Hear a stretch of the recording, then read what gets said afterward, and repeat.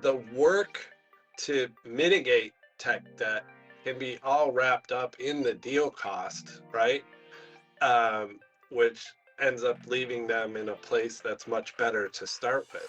I think, especially in the M&A world, that I've seen because of cyber risk and the cost of cyber insurance going up faster than college tuition, which is crazy. I think the only thing that goes up faster is a Walt Disney World ticket.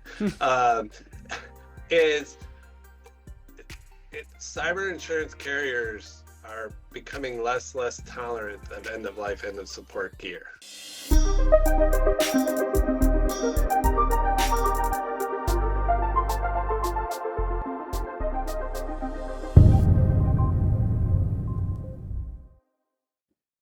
Welcome to the Change Agent Podcast. My name is Nathan Lasnoski. This is the show where we talk with industry leaders who are transforming the world of tech by being change agents in the world that they work in. We have had awesome guests on this program. We've had conversations about the boating industry, about Windows, about the transformation of armored cars, data, and transformation of DevOps, and today is no exception. We're going to be talking with Brian Stockton. Brian is a longtime leader in the tech industry. He is a principal at Liberty Advisor Group. He engages in mergers and acquisitions and CIO leadership. And it's a great opportunity for us to have him on the podcast today. So welcome, Brian. Thank you, Nate. All right, Brian. So let's just start by telling me a little bit about you. Like, what's your history? How did you get into doing the kind of work that you're doing? How did you get into mergers and acquisitions? Like, walk me through that history. Well, I love technology. I went to a magnet school when I was in 6th, 7th, and 8th grade, and they had an Apple IIe, brand new, just released, and I remember just sitting at it going, this is the coolest thing I've ever seen. Unlike most of my peers, I actually majored in information decision science, which is like computer science and statistics. I spent most of my college working for Fluor. Well, it was called Fluor Daniel, but it's Fluor now, based in Irvine, California. They're an engineering and construction firm. They build dams and like huge things. And then I worked for Ernst & Young for a little while, running their emerging technology research group in Dallas. And then I worked for a couple little small Microsoft companies. And then I had the opportunity to work at Netscape from late 96 to 2000, which was just an amazing experience. Most people just think of the browser, but we had a lot of enterprise. We had the best directory server, LDAP server in the world at the time, in mail server. So I built ISP email systems all around the world, from New Zealand to Japan to Korea to Bell Canada, like all over. So that was amazing. And then once you get the startup kind of .com world bug, I worked for a couple other .coms and spent both of them 11 months and got laid off because they crumbled. And then I got a chance to work at another startup called Archipelago, which was really the first leading electronic stock exchange, and we merged with the New York Stock Exchange. So, managing operations back then, where an outage is $60,000 a second, really gets you to focus and understand what availability means and disaster recovery means. And then I worked for Morningstar for a couple of years in their implementation services group. I ran that. And then I worked at, I've been working a long time, TransUnion, ran operations there, senior director of operations. And then I worked for a insurance company where we met, I think it was 2012. 2013 when we met as vice president of IT shared services. Um, and then I've been at Liberty now for 9 years. And then during that time, we also owned probably one of the most technology advanced gift shops in the country in Lake Forest. So, yeah, technology has always been a part of my life. I absolutely love what I do. I'm a continual learner, so I love research. I love figuring out solutions to problems. And uh, that's what I do. The Netscape part of this I never knew about you. That is like, as a technology geek, I am super impressed by that. It's almost like saying you are an expert in NetWare or something. Like going back in time to like when that was like the coolest thing ever, and like it's like almost being the foundation of the internet in a sense. Yeah, yeah, it was really cool. We had there was so much more to Netscape than the browser. Huh, But most people didn't know, which was fine. But we had I think professional services was like over 300 people. really? Yeah. So it was an amazing time. It really was. Except for like, when my daughter was, I think, 9 days old, I had to go to Korea for a week and fix a problem. So, yeah. That's less of a positive of that. Yeah. I've been when my youngest was born, I was running an outage call for the exchange in the delivery room. So, uh, yeah, being an operations person, especially when you're in these high pressure financial services world, like you have to wear two cell phones for two different carriers to ensure that you're reachable. It's a different lifestyle. I was gonna ask, was that the highest stress job that you've had, the operations for the stock exchange? I was talking to trading technologies people, and the same kind of idea. They're like, Yeah. "Oh my gosh, like one outage is like the end of literally the end of the world." Yeah, it is. And we ended up having to move our data center from 65 Broad Street to Weedhawken. And basically, within 12 weeks, we built out 13,000 square feet of data center. And over 7 consecutive weekends, we moved all of our equipment across. Well, every night I would send the everything in an A node and a B node. So the A nodes would get packed up and they would get in one truck and take a bridge, and the B nodes would get on another truck, and I made them take the Lincoln Tunnel to ensure even if something crazy happened, we would have survivability. So you have to think in these crazy ways to ensure, when you start a day happened at 2 a.m., you could come up and uh, service the clients. How would you contrast? I mean, I didn't actually realize like the diversity of jobs that you've had. How would you Yeah. contrast the like experience of early age startup Netscape kinds of things, the and through to the like early 2000 .NET boom bust sort of ecosystem, through to the operations stuff that you worked on and the high impact operations, and then into the sort of insurance and other more like internal CIO kinds of job kind of space? Like, how would you contrast those different like stages of life and like what that was like and kind of how it set you up? I guess the biggest thing to me is I always my wife always says I've had this Forrest Gump kind of career, right? And then Hmm. I met the president of the United States again. I've had these great experiences, and like with anything and any learning, the more exposure you get to different scenarios, different things, the more tools you have to work with in the future, right? So whether it's being in a conference room on a Sunday at 2 o'clock in Seoul, Korea, with 10 people around a conference room, chain smoking, trying to figure out a problem, to just like email net routing on Lotus Notes because the servers aren't dialing back and forth to each other, right? Like Yep.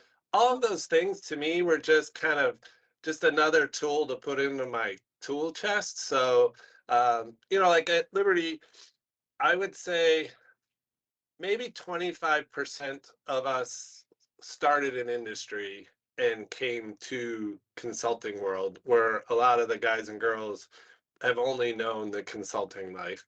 And I think that's important because you get two different views of things, right? Looking at a problem that's yours and you own, and it's still going to be yours when the problem's over, is different than being a consultant and seeing a problem and trying to fix it. Hmm. There's just, it's two different ways to look at things.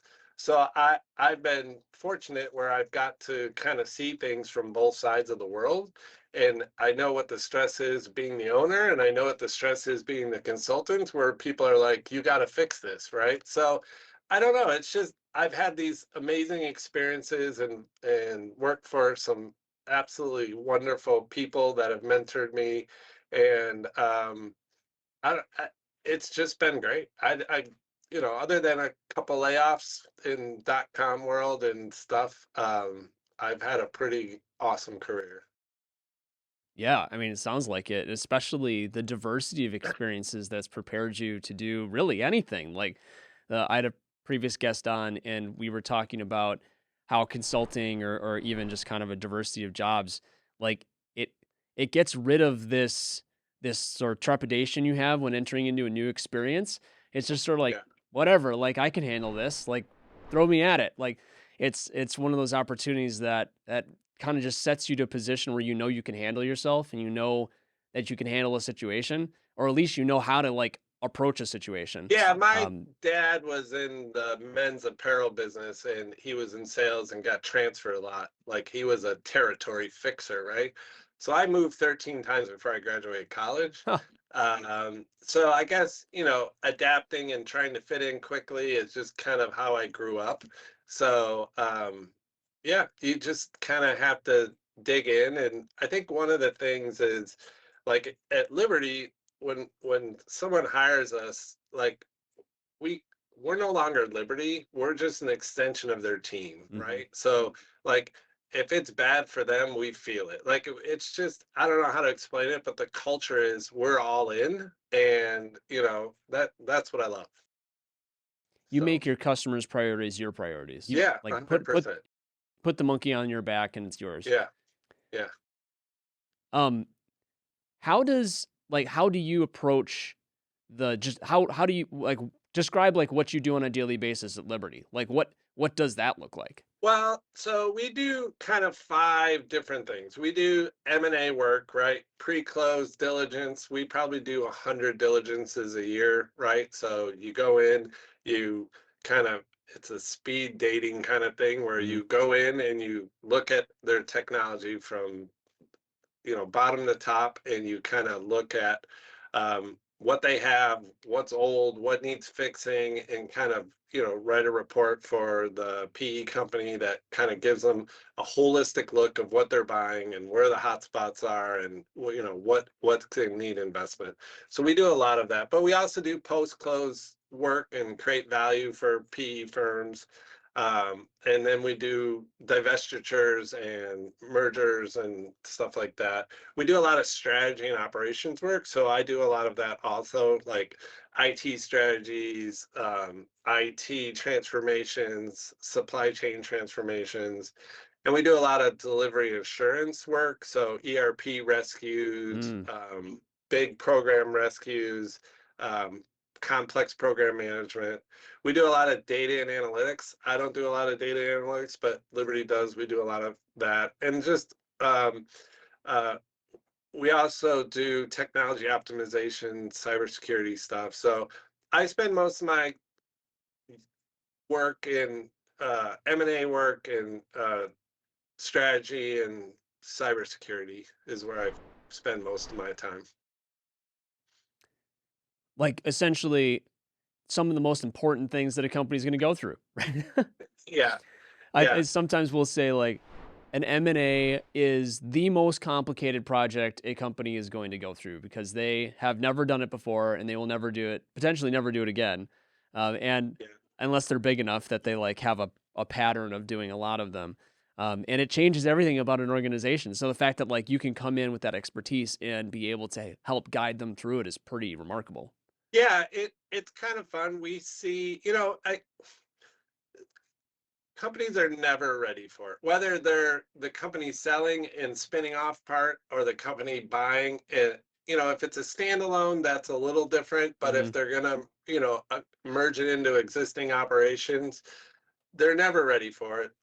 They never have enough staff, right? So it's how do you do the work without impacting current operations, customer satisfaction, and usually the time frames are pretty tight. So, there's not a lot of wiggle room. And, there are, I think, better consulting firms than, average consulting firms. And, you know, all of my coworkers, I think our average tenure is 20 years at Mm-hmm. Liberty, right?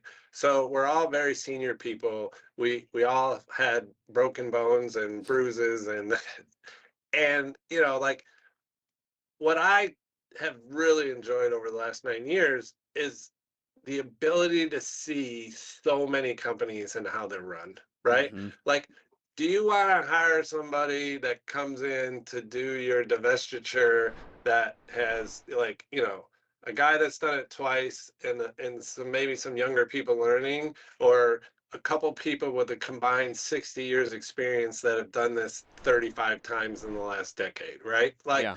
so no two are the same ever. We don't follow a playbook per se. We don't like, we try to integrate and use what the company is used to.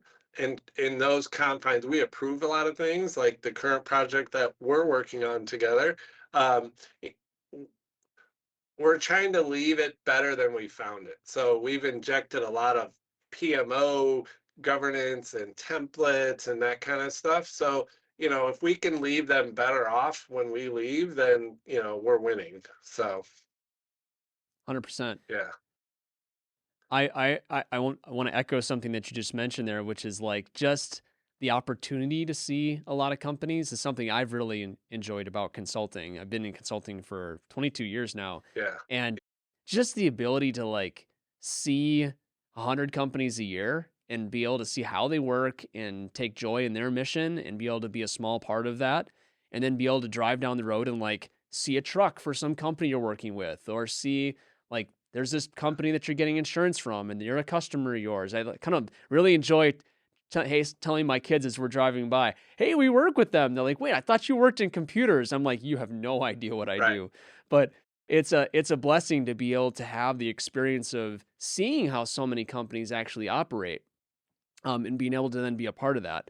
In the M&A space, I'm really interested in like, how would you contrast the process that you've seen, and this, I guess these are pretty significantly different, really, between M&As that are one larger company intaking a smaller organization and divestitures, which is like splitting it off. Like, sure, there's obvious difference, but like, what about managing those for you is different from a structural standpoint, from a how you have to like work with the team standpoint? Like, how have you seen the contrast between those two ecosystems? Like, they feel you use one term to describe them, but they're really like completely different types of experiences. I mean, I think there's commonalities, right? Like understanding the IT complexity, right? Whether that's the pitch, we call it pitch and catch, right? Either you're the seller or the buyer, right? Mm-hmm. So like most times the complexity is not either understood or not fully appreciated at what it's going to take, especially around ERP. Like Mm-hmm. ERP in itself is hard, but now if you're going, you have a seller with an old, highly customized SAP, and right, and now you need to have them pull all that data out and give you extracts, and then you have to figure out how to get that into your whatever your Oracle ERP, right? That is always something that is hard. But I think security and privacy is something really important that it, the last thing you want is a data breach during transition, right? Mm-hmm. So like that's something you really have to understand. Underestimating or under investing in communication and training. Um, it, it's still it, employees, as much as senior management don't want to understand or don't appreciate, employees know what's happening, whether they've been told or not, right? So to try to like obfuscate or hide things, like just get it out of the open, explain what's going to happen. Mm-hmm. And because at the end of the day, you all wear the same badge. So, like I think understanding and trusting employees and communicating is super important. Vendor and contractual issues are a huge one that I think don't get allotted enough resources or time or money, especially like that's more on the sell side and splitting contracts and making sure what they bought and the licensing that comes with it and all that stuff, and every contract's different, and like that takes a life of its own. And change management, right? Not just I'm going to make a change to a router, but the organizational change Yeah. management and how it affects every employee and job functions and everything else.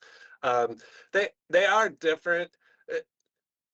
It's so hard to like give a perfect answer because so many companies are different. I mean, if you look in the last year, I mean, I've done diligences in the chemical world, and polymers and monomers are like big in M&A right now. I never knew what a monomer was until this year, right? Like clothing, decoration companies, companies that make sweatshirts for resorts and stuff. Did a couple of those. A company that builds, they call them pigs. They're autonomous cameras that go in oil distribution lines. Like, Really? who would have thought? Like one of the biggest call centers around that do huge retailers in Canada. Like, would have never thought, right? Like, so, like, you see so many different industries that typically, unless you work there, you would never see. So, and every company, I mean, you always have an ERP system or typically a finance as part of that, HR, whatever, but no two are the same. And what we try to do, especially in the the catch side, is I mean, take an opportunity where you can to really understand what the business model is and why are they buying this and what's the value. And if we can make changes when we're integrating to get them off to a better start instead of just throwing it over the wall and make sure it works, why are we doing this? Is there time in our TSA, transition services agreement, right? Which they can be anywhere from 90 days to 18 months. It depends on the deal. But do you have time to either fix things or do things to set them up so their road to their investment thesis starts out quicker, right? Mm-hmm. Mm-hmm. You Yeah. said something that I thought was really key earlier, which was leave it better than you found it. Yeah. And so often, I see companies don't do that, right? They just, I was part of a $20 billion merger, and they just lifted a whole bunch of just terrible, out of support junk from one environment to another. And you just look at that and you're just like, oh man, like, what did you just do? You just basically, you used your time that you had the opportunity to clean it up and left it as tech debt for 3 years down the road where it becomes some cost that someone else is going to have to deal with. In other companies, they do a really great job. Like it's part the technology transformation and the people transformation is like part of the move. Like, what have you seen, like how companies can do that more successfully versus less successfully? part of that really goes back to the initial diligence. And, that's why we're so successful in our diligence M&A practices. We try to unturn every rock in the target company to ensure the buyer understands where they are today, right? So as part of the deal thesis, they're like, they're buying a $500 million company. There's $15 million of things that need to be fixed. So, they can work that into the deal. They can either get a discount on the price or whatever. But the work to mitigate tech debt can be all wrapped up in the deal cost, right? Which ends up leaving them in a place that's much better to start with. I think, especially in the M&A world, that I've seen, because of cyber risk and the cost of cyber insurance going up faster than college tuition, which is crazy. I think the only thing that goes up faster is a Walt Disney World ticket. um, is cyber insurance carriers are becoming less tolerant of end of life, end of support gear, right? So if you want a cyber policy, there are a lot of carriers now that they won't underwrite you if you're running, Windows 2000 and still, right? So I think that some of that's helping. But you're right, like there's very few opportunities in a company's life cycle that has this a change agent as of, say, integrating another company into you. And it's really that perfect storm. But a perfect storm doesn't have to be catastrophic. A perfect storm can lead to something amazing. Absolutely. It's Yeah. it's for companies that know their roadmap, where they want to be in the next 2 to 3 years. It's a great opportunity because a lot of times they can move that incoming company right to that horizon 3 versus have to move them to horizon 1 and have to shift them later. It's kind of the same way on the way out, like in a divestiture. Um, I worked with a company once where, like, one of the companies moved out, and then the other one's like, "Well, screw this. I'm not going to get left with this stuff. I'm going to move out too." And then they both like left the old historical stuff behind and created their own new companies. I was like, "Whoa, that was a pretty cool way to do it." Like, because they were able to fund both sides, but because they were thinking forwardly, right? They were thinking like, "I've got investment. Here's how I'm going to target changing my organization. Let's use this point in time to be able to get impact done," as opposed to just looking at like just something we kind of barely get through and maybe possibly get things migrated. So I love the Yeah. way you're talking about this. I think a thing that I've always thought in the back of my head is, if you look at technology, right? Like, I had uh, an IBM AT clone my junior year of high school, right? 4-color monitor, uh, and it fell off the back of a truck at Cal State Fullerton. uh, and in college in Western Michigan, I was the only student with a laptop in college. I had professors that wouldn't let me open it in college because they were like afraid I was doing something wrong. So I have this theory, like, I am at the front of the bell curve in age of someone who has completely grown up with technology. So, I'm 55. So give another 5 to 10 years. Like, if you look at like CEOs today and CIOs, or, CFOs, like, my whole life has been in technology.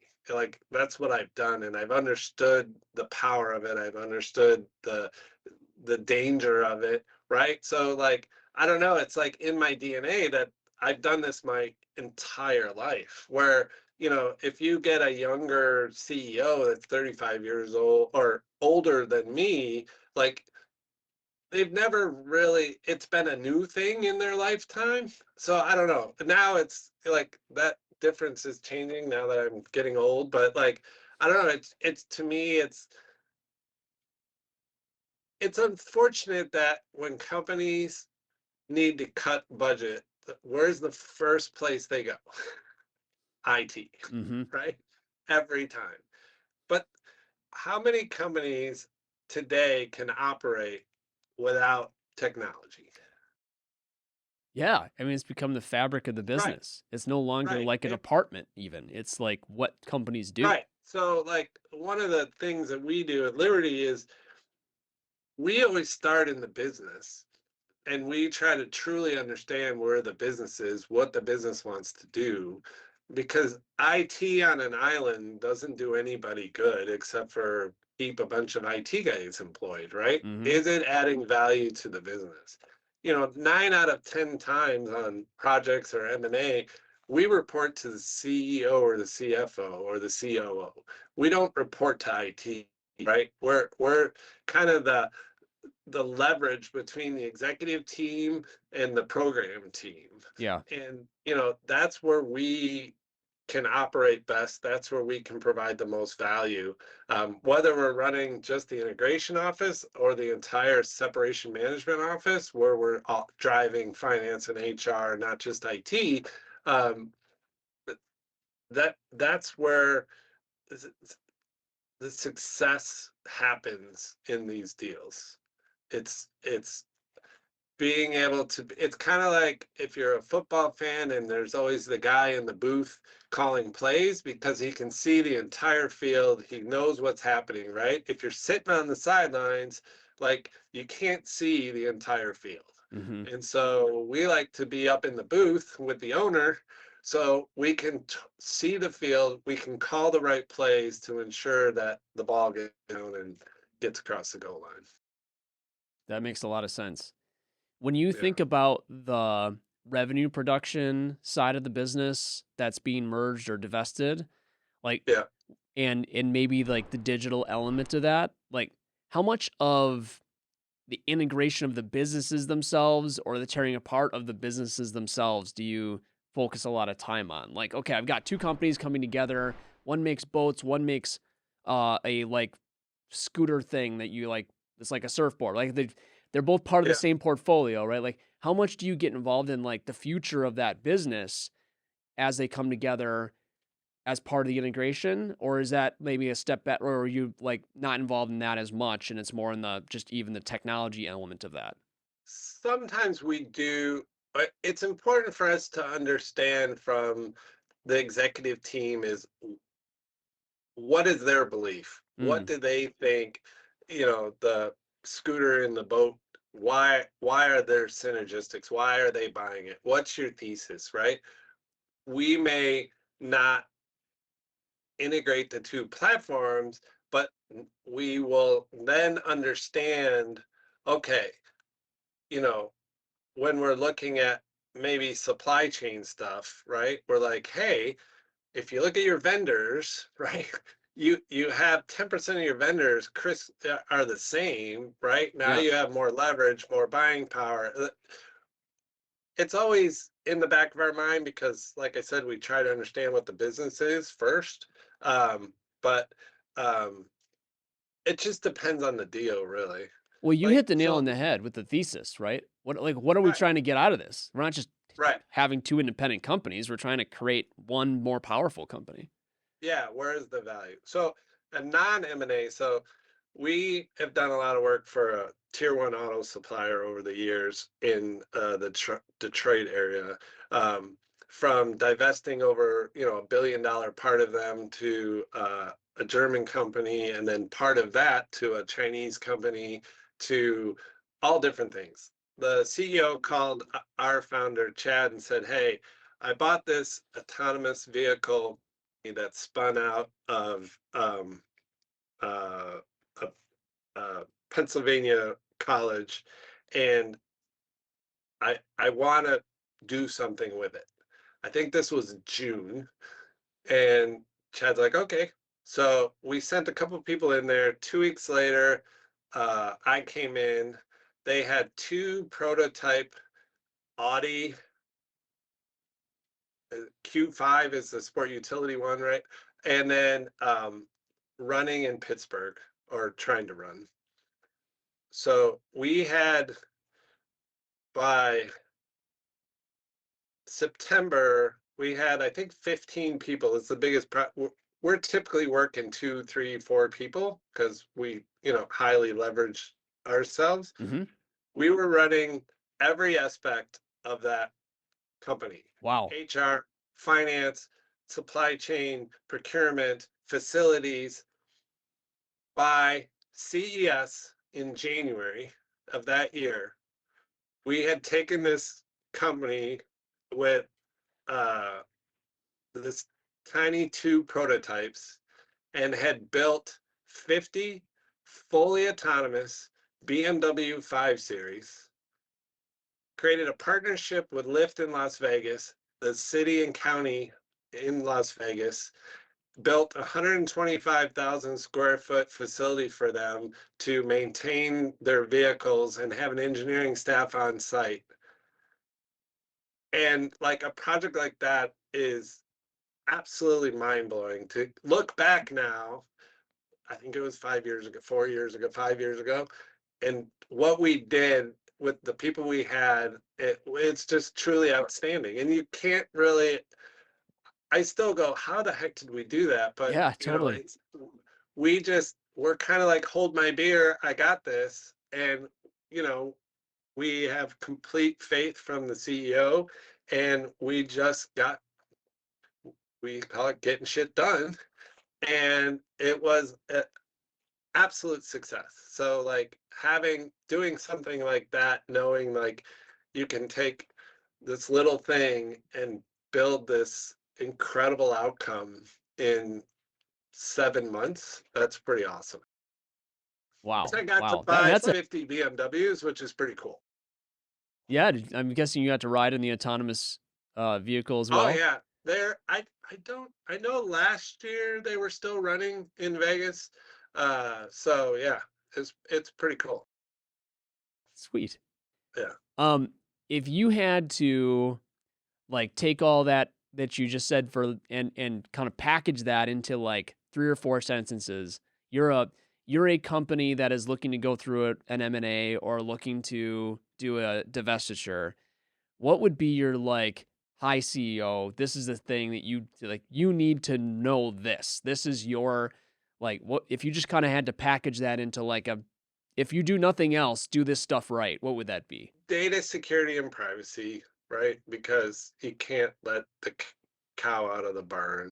Um, Mm-hmm. really understanding like your intellectual property protection, understanding, what you have and how you're protecting it. Um, business continuity and disaster recovery, which, side note, like it is scary how little of that is done in corporate America. And Yes. Yes. it's especially working at the exchange where every system has 4 layers of, everything. It's crazy. Um, like, vendor contracts and relationships with vendors is huge. But I think it all boils down to understanding why you're buying or selling, understanding that it's going to cost real money to complete the play. So budget the appropriate amount of money and then double it uh, Yeah. uh, to do the transformation, whether you're divesting or acquiring. Um, and you have to have dedicated people. Mm-hmm. It, you know, like expecting people to do their day job and then help perform a divestiture or an integration, it's just not realistic, right? Like it's no one's fault. It's like, but you're paying people to do a job, and now you're giving them a second full-time job. Yep. Like people just can't absorb it, right?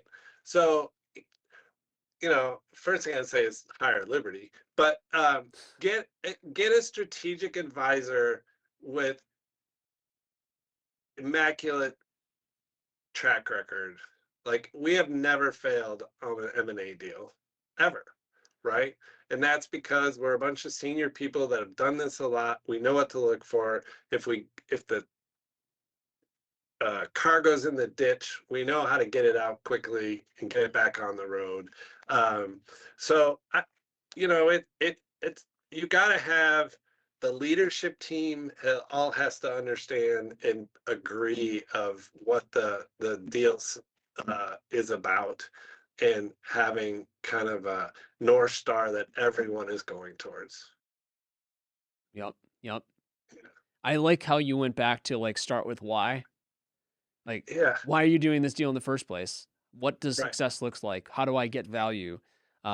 If you're not starting there, it's kind of hard to truly get success. Like a lot of M&As, they get there. It's just a question of how well it got there. But it's if you didn't know why you were doing it in the first place, oftentimes you just end up with a bunch of companies that don't really work with each other at all.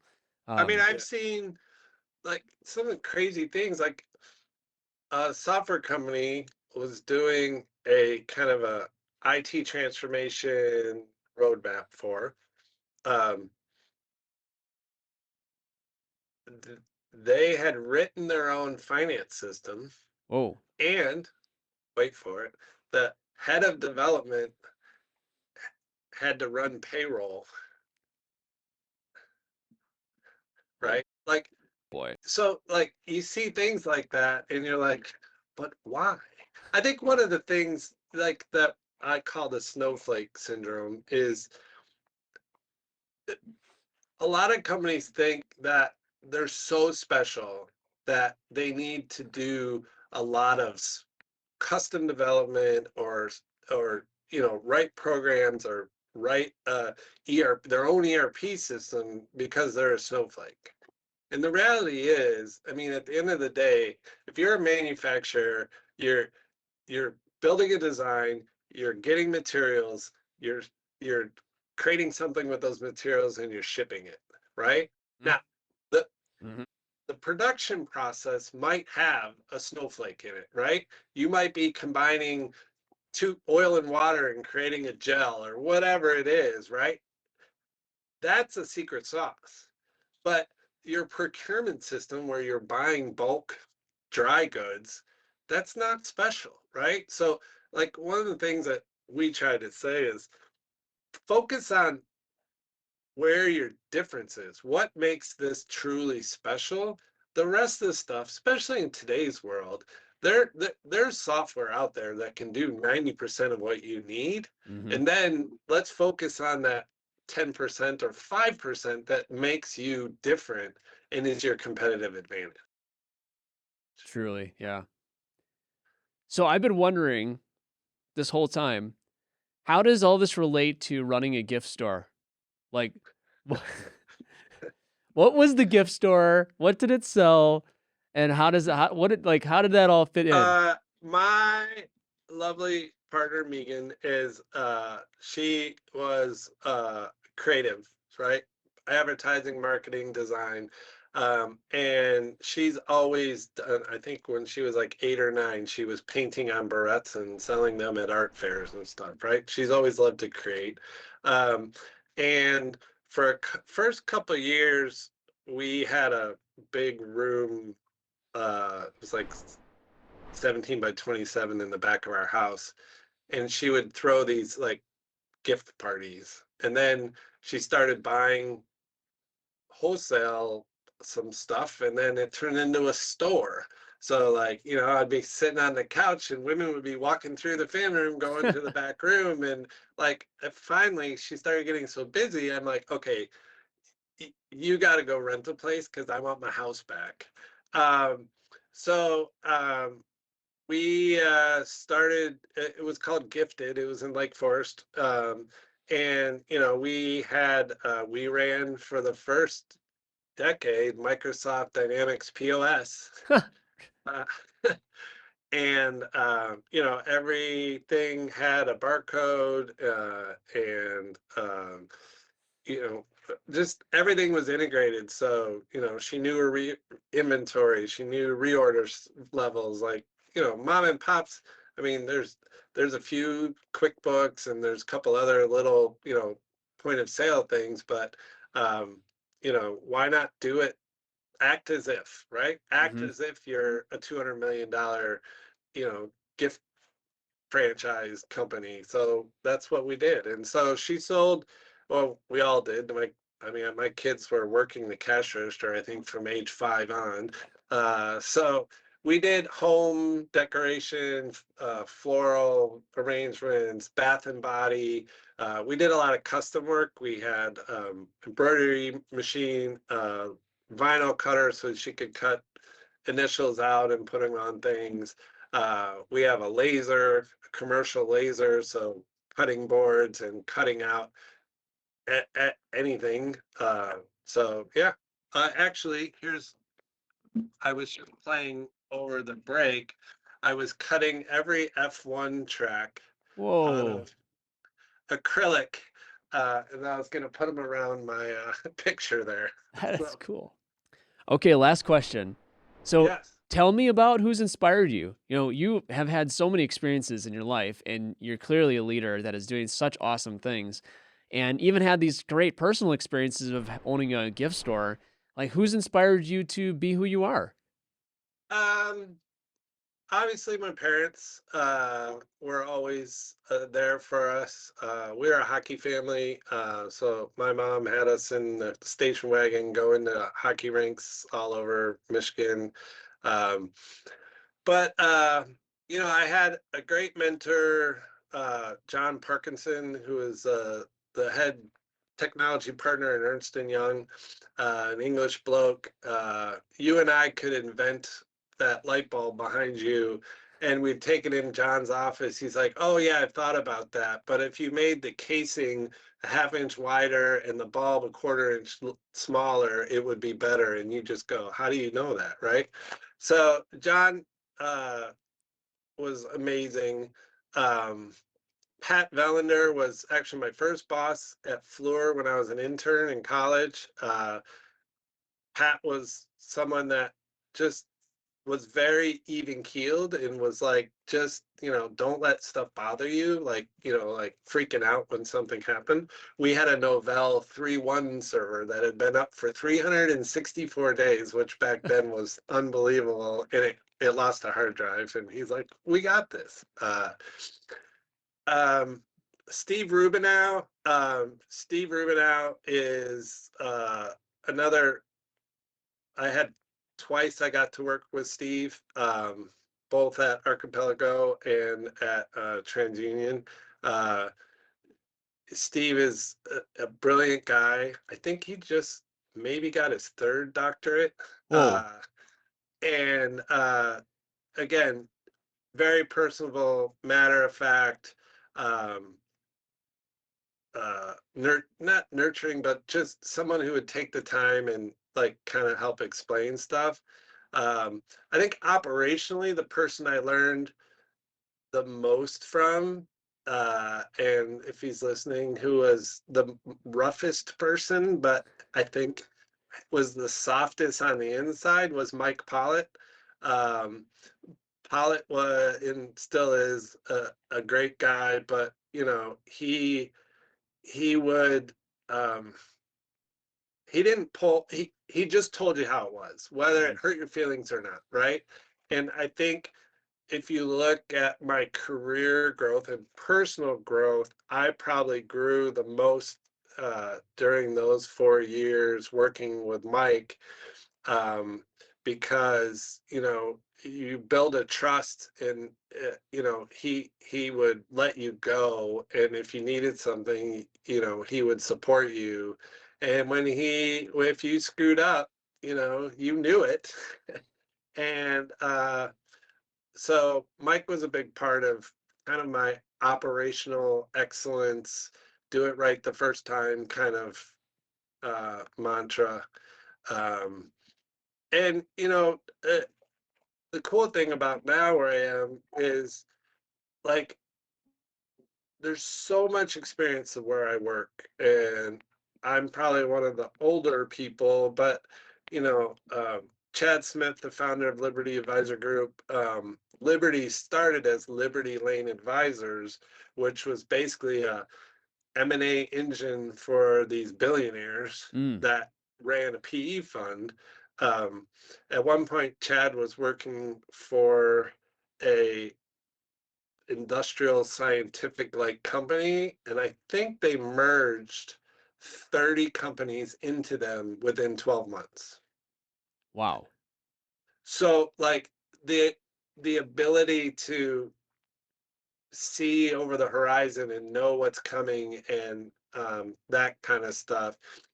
Chad is the ultimate optimist and is always like, we got this, we're going to do this. Like, it's kind of infectious.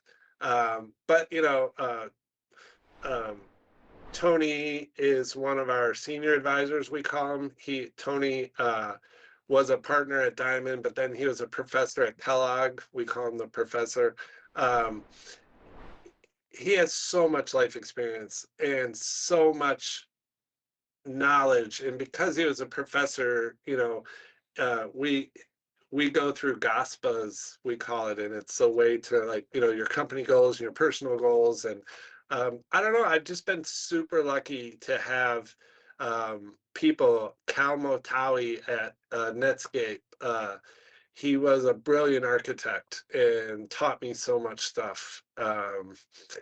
There's been some duds in my work life that we won't talk about, but I've been very, very lucky to have people around me. And when I have been a leader in industry, I've tried to take the best of all these people and create me as who I would want to work for, right? I've always said, if I can build the best team around me, I don't have to worry about my success, because if they're successful, I'm already successful, right? Truly. I think you saw that back at Trustmark, when the team, and giving people support and belief in them and helping them, and teaching them how to do things the right way. It I don't know, if we all lived like that, the world would be. I know it sounds corny, but like, the world would be such a better place. Absolutely. And one of the things I really took from what the list of people that you went through is each of those gave you a unique experience, right? Some were Absolutely. the person who told you something that you might not want to hear but you needed to hear. Another person is a little bit more encouraging and gives that extra like effort around like, let's be positive, the very positive oriented kind of follow me kind of individual. You got the person who's had the life experience that you're like, how do they have all this like tokens of nuggets of awesomeness that they've got? And then all like Yeah. surrounds us and makes us, influenced by all the people that we have. I love that. Thank you for walking through all those different types of like, if we all could have the same kinds of people surrounding us, I agree. I think we'd all be better in place. Absolutely. Well, awesome. Well, man, this has been great. Thank you so much for joining the podcast today. You have been such an awesome guest, and I love the experiences, and I'll never look at running a gift shop the same again. Thank you, Nate. It's been a pleasure, and it's been great to be able to work together again after a decade. And Yeah, I've been enjoying it. And like every deal, there's bumps in the road, but course correct, and the deal closes today, and hopefully by June, most of the stuff will be done, and we'll find our next challenge to help solve. truly, truly. Awesome. Well, thank you everyone for listening to the podcast today. We will see you next time on the Change Agent podcast. Have a great rest of your day. Thank you.